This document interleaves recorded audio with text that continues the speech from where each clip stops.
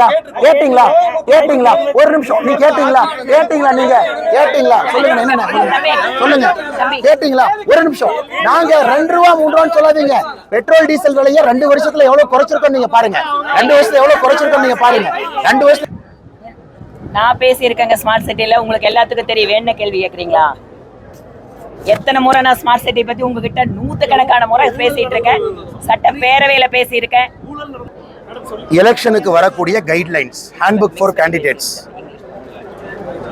அதை பார்த்தீங்கன்னா 7.5.1 ரூல் என்ன சொல்லுதுன்னா ஒரு கேண்டிடேட் வந்து முறையாக அனுமதி பெற வேண்டும் அப்ளிகேஷன் டைமுக்கு கொடுக்கணும் லவுட் ஸ்பீக்கர் பயன்படுத்துகிற மாதிரி இருந்தால் அப்ளிகேஷன் கொடுத்து அது தனி பர்மிஷன் வாங்கணும் 7.5.2 ஒரு பப்ளிக் அட்ரஸ் சிஸ்டமோ லவுட் ஸ்பீக்கரோ நைட்டு 10 மணிலிருந்து 6 மணி வரைக்கும் பயன்படுத்தக்கூடாது 7.5.3 கடைசிக்கு 2 நாட்கள் பயன்படுத்தக்கூடாது 48 மணி நேரம் 10 மணிக்கு மேலே ஒரு கேண்டிடேட் மக்களை சந்திக்க கூடாதுன்னு எங்கேயுமே கிடையாது எலெக்ஷன் கமிஷனுடைய கைட்லைனோ ஏன்னா இன்வேரியபிளி இத்தனை நாளாக நம்ம பிரச்சாரம் முடிகிறக்கே நைட்டு 12:30 1 மணி 1:30 ஆயிருக்கு ஏன்னா நீங்கள் போட்டிருக்கக்கூடிய டைம் ஒரு இடத்துல லேட் ஆகுது சரியான நேரத்துக்கு அந்த இடத்துக்கு போக முடியலனா 10 மணிக்கு மேலே மைக் ஆஃப் பண்ணிவிட்டு நீங்கள் எல்லாரையும் சந்தித்து கை குலுக்கிட்டு ஒரு வணக்கம்னாச்சு சொல்லிட்டு வரீங்கன்னா மக்கள் அங்கே காத்திருக்கின்றார்கள் 3 மணி நேரம் 4 மணி நேரம் இன்னைக்கு திராவிட முன்னேற்ற கழகத்துக்கு கூட்டமே வரல யாருமே இல்லை 4 பேர் இருக்காங்க அவங்களுக்கு கிளம்பிடுறாங்க அதுக்கு நாங்கள் என்ன செய்ய முடியுங்க பாரதிய ஜனதா கட்சி தேசிய ஜனநாயக கூட்டணி எங்களுக்கு பொதுமக்கள் வந்து ஆர்வமாக நிற்கிறாங்க அரசியல் மாற்றம் வேண்டும் என்று நிற்கின்றார்கள் நரேந்திர மோடி அவர்கள் 3வது முறையாக இருக்கணும்னு நினைக்கிறாங்க அப்போ கடைசி 3-4 பாயிண்ட் எப்பவுமே டிலே ஆகுது இந்த எதுவும் புது பாயிண்ட் எங்கேயுமே போலிங்க நாங்கள் 10 மணிக்கு அப்புறம் மக்களை சந்தித்து ஒரு வணக்கம் சொல்லிவிட்டு அம்மா 10 மணிக்குள்ளே வர முடியல பேச முடியல 10 மணிக்கு மேலே பேசக்கூடாது அதனால் மன்னிச்சுக்குங்க அதை சொல்வதற்கு கூட ஏற்கனவே காவல்துறை அனுமதி கொடுத்த இடங்களுக்கு தான் நேற்று போயிருந்தோம் அங்கே காவல்துறையும் இருந்தாங்க அதனால் பத்திரிகை நண்பர்கள் நீங்கள் போய் அந்த பகுதியில் ஆவாரம்பாளையம் உட்பட அந்த பகுதியில் போய் நீங்கள் கேட்டீங்கன்னா மக்களே சொல்வார்கள் நாங்கள் 4 மணி நேரமாக காத்திருந்தோம் ஒரு அரசியல் கட்சி ஒரு 10 மணி ஆச்சு நாங்கள் மக்கள்கிட்ட பேச மாட்டோம்னு அப்படியே போக முடியாது 10 மணியிலிருந்து காலை 6 மணி வரை லவுட் ஸ்பீக்கர் பயன்படுத்துவதற்கு அனுமதி இல்லை ஆனால் 10 மணிக்கு மேலே மக்களை சந்திப்பதை யாரும் தடுக்க போகிறது கிடையாது ஏன்னா ஏற்கனவே இது 7.5.1ல் முறையாக அனுமதி பெற்ற ரூட் புதுசாக டீவியேட் ஆகலை டைவர்ட் ஆகலை ஆனால் இதை வந்து எல்லோரும் புரிந்து கொள்ள வேண்டும் செகண்டு இந்தியா முழுவதுமே மோடி அவர்களும் நீங்கள் பார்த்துருக்கிறீங்க பிரதமராக 10 மணி ஆன பிறகு மேடைக்கு போய் சாஷ்டாங்கமாக மக்கள் முன்னாடி விழுந்து இந்த மாதிரி 10 மணிக்குள்ளே வர முடியல என்னை மன்னிச்சுக்கங்கன்னு மோடி அவர்களே மக்கள்கிட்ட மன்னிப்பு கேட்ட வரலாறையும் இந்த நாடு பார்த்துருக்கு ஒரு அரசியல் தலைவர் எப்படி இருக்க வேண்டும் ஏன்னா நம்மை தாண்டி லேட் ஆகுது அண்ணன் எங்கள் ஊர் கோயிலுக்கு வாங்க வீட்டுக்கு வந்து ஒரு டீ சாப்பிடுங்க குழந்தைக்கு பேர் வைங்க இறங்கி வாங்க மாலை மரியாதை ஏற்றுக்குங்க ஆராத்தி எடுக்கிறோம் வந்து நில்லுங்க ஸோ மக்களுடைய அன்புனால லேட் ஆகுவது தேர்தல் பிரச்சாரத்தின் போது சகஜம்தான் ஆனால் இன்னைக்கு திராவிட முன்னேற்ற கழகத்தினுடைய இதுதான் ரொம்ப ஆச்சரியமாக இருக்கு அதாவது மக்களை 10 மணிக்கு மேலே சந்திச்சு சரி காவல்துறை இருந்தாங்களே நான் மைக்கில் பேசின வீடியோ ரிலீஸ் பண்ண சொல்லுங்கிறேன் எல்லா இடத்துலையும் காவல்துறை இருந்தாங்க எல்லா இடத்துலையும் ஸ்டாட்டிக் அப்சர்வர் இருந்தாங்க எல்லா இடத்துலையும் எலெக்ஷன் கமிஷனுடைய வீடியோகிராஃபி டீம் இருந்தாங்க இன்னைக்கு இவ்வளவு பேசுறவங்க நான் மைக் எடுத்து 10 மணிக்கு மேலே பேசினதை அவங்க ரிலீஸ் பண்ண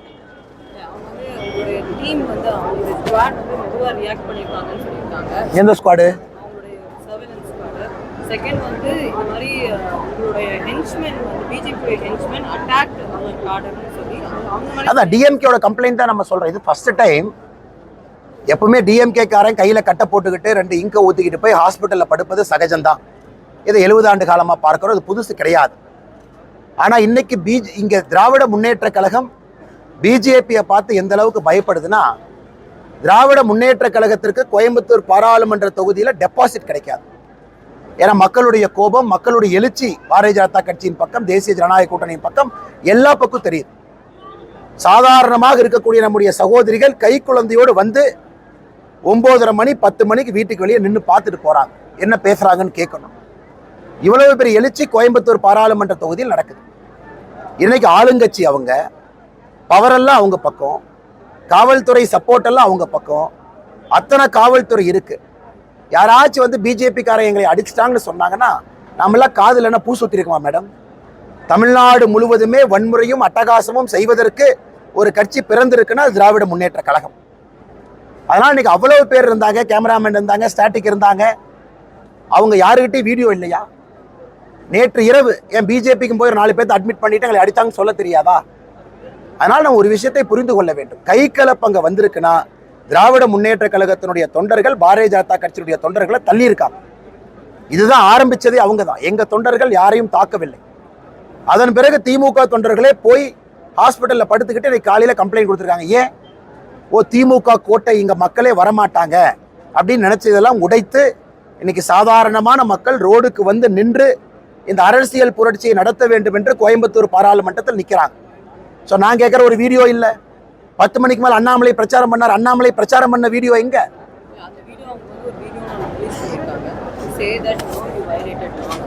What did I say? I am giving you the Election Commission guideline to say I have every right to meet people after 10 p.m. Which Election Commission rule stops me? You please quote the order, madam. Is there any guideline, regulation in Election Commission which says a candidate after 10 p.m. if he goes late to a predetermined point, which is approved by the police, and which from morning till evening we go only in the predetermined route, because of delay from morning till evening, if we reach a spot late, which Election Commission manual or handbook prescribes at 10 o'clock the candidate has to abruptly leave the vehicle and go to his home? It doesn't prescribe. I am well within the rules and regulations prescribed by the Election Commission. Because in a predetermined route, you are going and saying sorry to the people. Sorry, I can't come before 10 o'clock. You are giving your apology to them. You are coming back. Now, my question to the police and others is they have to show a video where I have sought vote for myself or for the Lotus. That will be a violation. That they have to show. From your point of view, it is not a violation. Why it is violation? If somebody calls a violation, they don't even know the law. They are unfit to be doing the election duty. Then how the case had been registered by the police and the election? What case registering is a big thing? Case India FIR registration is a big thing. You want, we can register 1000 FIR today. 1000 FIR, you go to a police station, you can register against anybody. Also saying that continuously you've been violating law and the police are not taking action, and so they don't mind taking action on the returning officer. What continuously, madam? You are a reputed journalist. You have to speak with facts. You cannot speak like a DMK spokesperson. You tell me what continuous allegation, what violation. You tell me violation number 1. What is it violation? Where did we violate? What time we violated? Please tell me, madam. When somebody is asking you this, it is your right as journalist. You'll question back, right? Annamalai cannot have a different justice in Coimbatore. DMK cannot have. Madam Preeta has to ask me, sir, this is allegation number 1 happened on this date.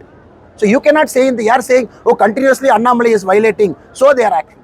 That is not a good journalism, and neither my answer is good enough for that. No, they are saying that they file charge against the returning officer. 10 மணிக்கு மேல 100க்கு மேற்பட்டவர்கள் எங்க கூட்டமா போனாங்க? I can release the whole footage. நாங்கள் record பண்ணிருக்கோம். 100க்கும் மேற்பட்டவர்கள் 4 மணி நேரமா நிக்கிறாங்க. That's a static crowd. அங்க இருக்கக்கூடிய பெண்கள்லாம் வீட்டுக்கு வெளியே வந்து நின்னுட்டு இருக்காங்க 4 மணி நேரம். யாரு ப்ரொசஷனா போனாங்க? அந்த ஃபுட்டேஜ் உங்க கிட்ட இத்தனை கேமரா இருக்கீங்களா? ரெக்கார்ட் பண்ணீங்களா? எத்தனை பேர் என் கூட நேத்து வந்தீங்க? எங்கேயாச்சும் ஒரு இடத்துல எங்கூட கூட்டமா வந்தாங்களா? அந்த பாயிண்ட்ல இருக்கிற கூட்டம் தன்னெழுச்சியாக மாற்றத்திற்காக மக்கள் வந்து நிக்கிறாங்க. இது முதல்லயே அப்ரூவ் பண்ண ரூட், காவல்துறை பர்மிஷன் கொடுத்த ரூட். சில பல காரணங்களுக்காக நாங்க லேட்டா அங்க போயிருக்கிறோம். டிராபிக் ஜாமு, ஒரு இடத்துலயும் 10 நிமிஷம் எக்ஸ்ட்ரா ஆகுது, 5 நிமிஷம் ஆகுது, மக்களை சந்திக்கிறோம். கொடுக்கப்பட்ட ரூட்டுக்கு 10 மணிக்கு போனோடனே மைக் ஆஃப் பண்ணிடுறோம். ஏற்கனவே இருக்கிற மக்கள்கிட்ட மன்னிப்பு கேட்கிறோம். சாரிங்க, 10 மணிக்கு வர முடியல, பகல்ல வந்து நான் பேசுறேன், தப்பா நினைச்சுக்காதீங்க. இது எந்த வயலேஷன் நீங்க சொல்லுங்க சார்? இது எந்த violation? Sir, meeting the people is okay. That doing campaigning after 10 o'clock. Sir, I'm talking in Tamil and English to you. I hope you understand Tamil and English. Am I talking in French and Latin to you? Am I talking in German to you? I've given you the Election Commission guidelines. Election Commission, anywhere it says after 10 o'clock the candidate has to keep his mouth shut. It only talks about loudspeaker from 10 o'clock to 6 p.m. 10 a.m. to 6 a.m. is only what it talks. I am telling you in beautiful Tamil and English. I am well within my right to switch off my microphone at 10. Well within my right to complete the yatra route for the day, which is pre-approved by the police, and meet the public who has already gathered there waiting for me. Okay, I'll go for the second thing now. Let us imagine I'm not going there. At 10 o'clock I say bye-bye, time is up, I'm going back home. What is the guarantee people will not create a law and order there? Of course they'll create. They're waiting for 4 hours. They will say the candidate doesn't even have the basic decency to come and meet me. In a democracy, this has to happen. For example, DMK, nobody comes to their pracharam. Am I responsible for it? If nobody comes, they take 10 pride crowd, they make 10 pride crowd to stay there. The candidate gives one speech, he moves to the next point. If that is their political model, how am I responsible for their model? I'm responsible for our model only.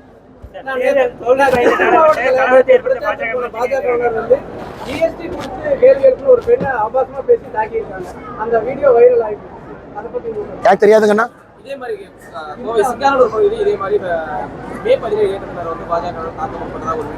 அண்ணா உங்களுக்கு இதே வேலைண்ணே. நீங்க அப்படியே மே 17 கிளம்பி வருவீங்க. DMK பணம் கொடுத்து ஒருத்தனா கூட்டிட்டு வருவான். நீங்க அப்படியே வந்து ஆபாசமா பேசிட்டு இருப்பீங்க. எங்கால கை கட்டி அவங்க வந்து பார்த்துட்டு இருக்கணும். அதான் ஆசை உங்களுக்கு. அப்படியே காது நல்லா கேட்குவா கேளுப்பான்னு. வாக்குவாதம் வரத்தான் செய்யும். வாக்குவாதம் வரத்தான் செய்யும். நீங்க ஒரு கருத்து வச்சா அடுத்து இன்னொரு கருத்து வைப்பாங்க. கருத்து பரிமாற்றம் என்பது ஜனநாயகத்துல எப்பொழுதும் இருக்கிறதா. நீ என்ன வேணாலும் பேசுவீங்க, கேட்டுட்டு போகணுமா? இன்னைக்கு தோல்வி பயத்துல திராவிட முன்னேற்ற கழகம் முதலா தமிழ்நாட்டில் அவர்கள் டெபாசிட் இழக்கக்கூடிய முதல் தொகுதி கோயம்புத்தூர். நீங்க கவுண்டிங் ஆரம்பிச்சு 3-4 ரவுண்ட்லேயே தெரிஞ்சிடும் அவங்க டெபாசிட் வாங்க மாட்டாங்க. அந்த அளவுக்கு மக்களுடைய கோபத்தில் ஆளாயிருக்காங்க. இன்னைக்கு வந்து என்ன சொல்றாங்க? இது குத்துறா, இவன் கொடைறான், எங்களுக்கு கூட்டம் வரல, அவங்களுக்கு கூட்டம் வருது. இதுக்கெல்லாம் எப்படி பதில் சொல்ல முடியல? டெக்னிக்கல் கேள்வி கேட்டீங்க, நான் எலெக்ஷன் கமிஷன் ஹேண்ட்புக்கோட பதில் சொல்றேன். 10 மணிக்கு மேல வேட்பாளர் வீதியில் இருக்கக்கூடாதுன்னு எந்த எலெக்ஷன் கமிஷன் கைட்லைன் சொல்லியிருக்கு? என்னன்னா 10 மணிக்கு மேல ஒளிபரப்பு இல்லாம ஏற்கனவே போட்டிருக்கக்கூடிய ரூட்ல எல்லாருக்கும் வணக்கம் சொல்லிட்டு போலாம். இது நான் மட்டும் இல்ல, தமிழ்நாடு முழுவதும் எந்த கேண்டிடேட்டும் 10 மணிக்கு பிரச்சாரத்தை முடிக்க முடியாது. எல்லா கேண்டிடேட்டும் போய் ஃபாலோ பண்ணுங்க. 2 பாயிண்ட் 3 பாயிண்ட் 10 மணிக்கு அப்புறம் இருக்கும். அங்க போய் பார்ப்போம். எல்லாருக்கும் ஒரு வணக்கம் சொல்லிட்டு போனோம். ஏன்னா ஏற்கனவே அது ப்ரீ டிட்டர்மைன்ட் அப்ரூவ்ட் ரூட். புதுசா ஒரு இடத்துக்கு போகக்கூடாது.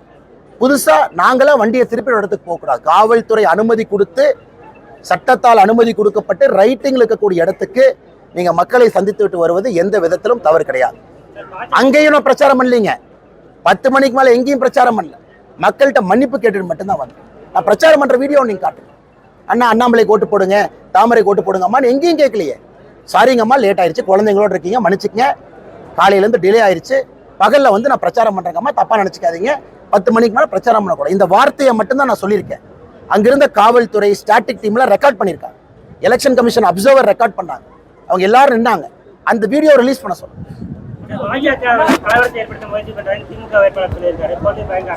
தோல்வி பயத்தை திராவிட முன்னேற்ற கழகம் இன்னைக்கே ஒத்துக்கிட்டாங்க.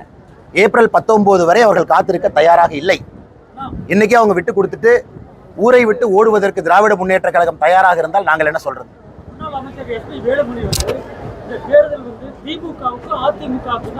ஜூன் 4ஆம் தேதி இருக்கீங்களா? டிக்கெட் போடுங்க, வெளியே போறீங்களா? ஜூன் 4ஆம் தேதி கோயம்புத்தூர்ல இருப்பீங்களா, வெளியே போவீங்களா? குலதெய்வம் கோயிலுக்குலாம் போக மாட்டீங்க, ஊருக்கு தான் இருப்பீங்க. 4ஆம் தேதி ரிசல்ட் பார்த்து பேசுவோம்.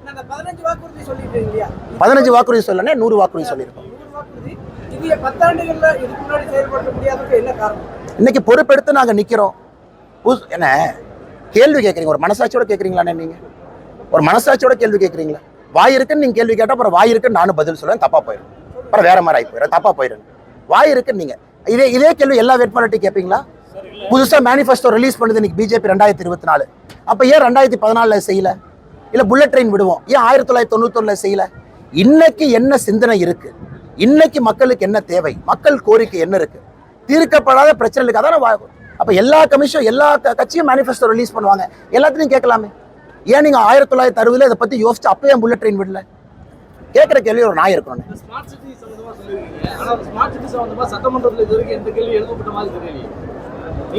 எழுப்புறப்ப எழுப்புவோம். நான் பேசியிருக்கேங்க ஸ்மார்ட் சிட்டில. உங்களுக்கு எல்லாத்துக்கும் தெரியும். வேண கேள்வி கேட்குறீங்களா? எத்தனை முறை நான் ஸ்மார்ட் சிட்டி பத்தி உங்ககிட்ட 100கணக்கான முறை பேசிட்டு இருக்கேன். சட்ட பேரவையில பேசியிருக்கேன். அது மாநில தலைவர் சொல்லியிருக்காரு.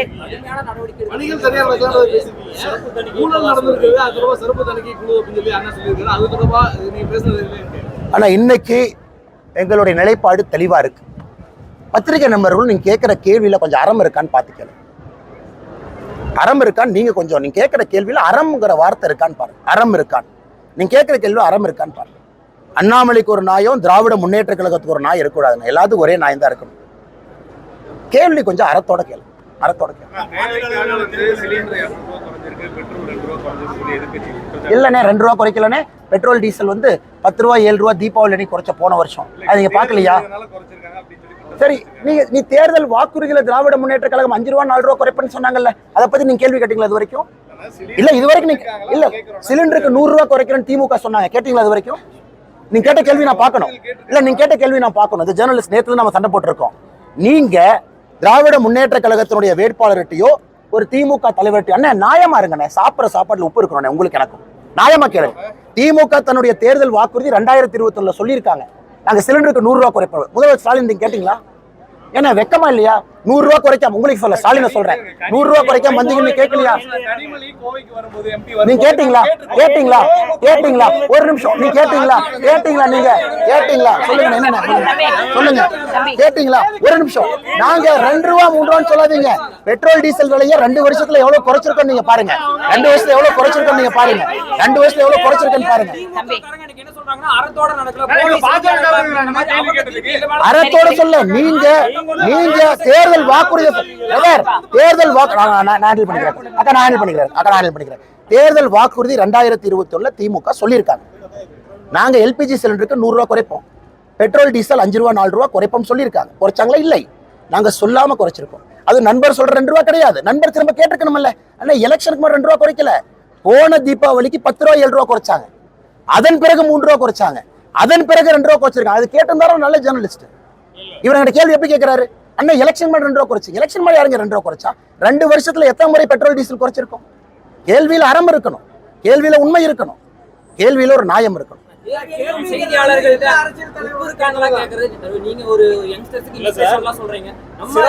ஆமாண்ணே, ஒரு நிமிஷம், மக்கள் முடிவு பண்ணிட்டேன். நீங்க நடந்துக்கிற விதத்தை மக்கள் முடிவு பண்ணட்டும். நான் ஆனஸ்டா சொல்றேன், பத்திரிகையாளர்னா 2 கொம்பு கிடையாதுண்ணே. அதே மாதிரி அரசியல்வாதினால் 2 கொம்பு இல்ல. ஒரு நிமிஷம், மக்கள் தான் பாக்குறாங்க சார், மக்கள் தான் பாக்குறாங்க. நீங்க நியாயமா இருந்தா இந்த நாடு எப்போ முன்னேறி இருக்குமே? மக்கள் தானே பாத்துட்டு, உங்களையும் மக்கள் பாக்குறாங்க, என்னையும் மக்கள் பாக்குறாங்க. பத்திரிகையில் அறம் இருக்கான்னு மக்கள்கிட்ட நான் கேட்கிறேன். பத்திரிகையில் அறம் இருக்கான்னு நான் கேட்கிறேன். பத்திரிகையில் அறம் இருக்கான்னு கேட்கிறேன். ஒரு நிமிஷம், கம்ப்யூட்டருக்கு கூகுள் இருக்கு. மத்திய அரசு எத்தனை முறை பெட்ரோல் குறைச்சா உங்களுக்கு தெரியாது? உங்களுக்கு தெரியாம சின்ன பாப்பாவா நீங்க? சின்ன பாப்பாவா? 2ஆம் கிளாஸ் படிக்கிற பாப்பாவா? பெட்ரோல் டீசல் விலையை மத்திய அரசு குறைக்கவே இல்லை, குறைக்கவே இல்லை. தீபாவளிக்கு 10 ரூபா 7 ரூபா குறைக்கல பெட்ரோல் டீசல் 2 வருஷத்துக்கு முன்னாடி. 2 ஆண்டுகள்ல போன தீபாவளிக்கு பெட்ரோல் டீசல் நாங்க 10 ரூபா 7 ரூபா குறைக்கல. உண்மையாலுமே நீங்க குறைக்கலன்னு சொல்றீங்களா? Are you that confident? இல்ல இல்ல இல்ல, I want test you. Are you that confident? போன தீபாவளி 10 ரூபா 7 ரூபா நாங்க குறைக்கல. ஞாபகம் இல்ல, ஞாபகம் இல்லைன்னு சொல்லுங்க. தெரியாத கேள்வி கேட்காதீங்க, தெரியாத கேள்வி கேட்காதீங்க. ஞாபகம் எல்லாம் தெரியாதுன்னு விட்டுருங்க. மத்திய அரசுடைய மத்திய பாரதிய ஜனதா கட்சியினுடைய தேர்தல் அறிக்கைக்காக கொஞ்சம் கோஆர்டினேட் பண்ணிட்டு இருக்கோம். ஏன்னா நிறைய விஷயங்கள் இங்கிருந்து மத்திய பாரதிய ஜனதா கட்சியினுடைய தேர்தல் அறிக்கையில இடம்பெற வேண்டும் என்று நினைத்திருக்கின்றோம். அதை அனுப்பிச்சிருக்கோம். அதனால கோஆர்டினேட் பண்ணிட்டு இருக்கோங்கன்னா வந்தோடனே வேகமா சொல்றோம். கரெக்டு தானே? சிஏஜி கரெக்டா வேலையை செஞ்சிருக்காரு. அங்க இருக்கக்கூடிய யார் ஃபினான்ஸ் செக்ரட்டரி கோபம், அவர் குறிப்பிட்டிருக்கக்கூடிய எந்த விதத்துல இன்ஃப்ளேட்டட் எக்ஸ்பெண்டிச்சர் நடந்திருக்கு அதை மாநில அரசு ஏற்றுக்கொள்வதற்கு தயாரா இல்லை.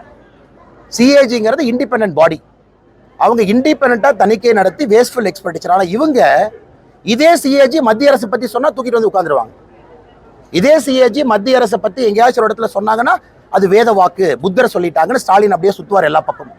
ஆனா இதே சிஏஜி தமிழக அரசனுடைய மோசமான செயல்பாடுகளை பத்தியோ ஒரு வேஸ்ட்ஃபுல் எக்ஸ்பெண்டிச்சரை பத்தி சிஏஜி சொல்லும் பொழுது எதற்கு தமிழக அரசு சிஏஜி அதிகாரி இடமாத்துறாங்க? அதே கேள்வியை நான் வைக்கிறேன். உங்களுக்கு ஏன் ஃபேஸ் பண்றதுக்கு தைரியம் இல்லையா?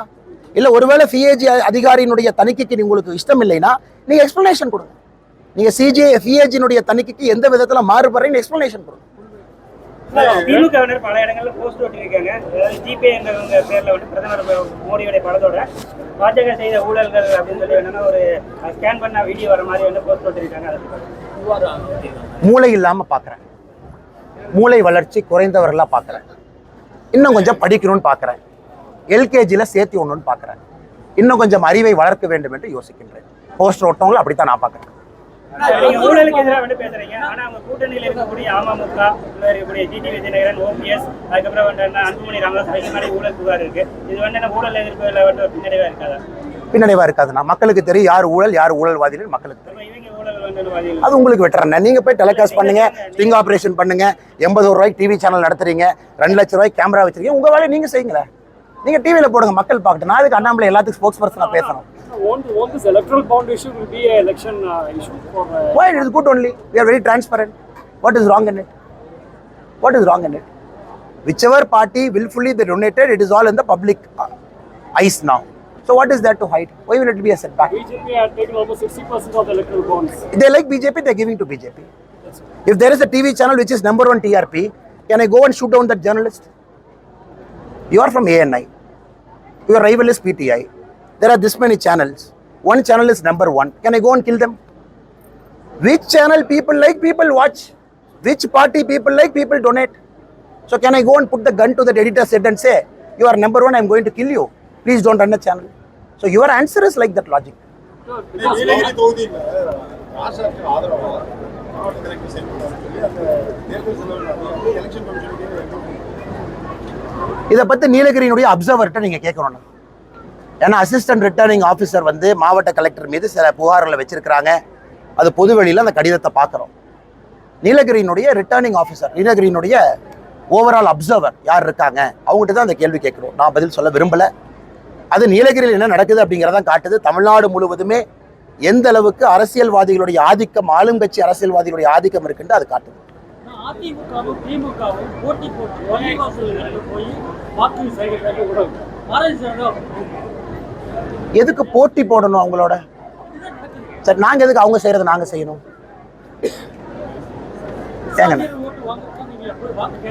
கேட்குறோம். எதுக்கு போட்டி போட்டு கேட்கணும்? இல்ல, அவங்க போட்டி போடுறாங்களா, நாங்க எதுக்கு போட்டி போடணும்? நாங்க எப்படி வாக்கு கேட்கறோமோ அந்த மாதிரி நாங்க கேட்கறோம்.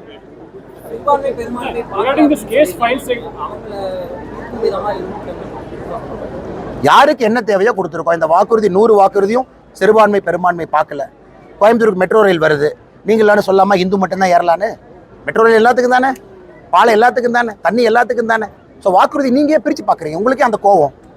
முஸ்லீம்ங்கிற வார்த்தை இல்லை, கிறிஸ்டியனுங்கிற வார்த்தை இல்லை, அப்ப மெட்ரோ ரயில்ல போர்டு வச்சிடலாமா நீங்க கேட்குறீங்க?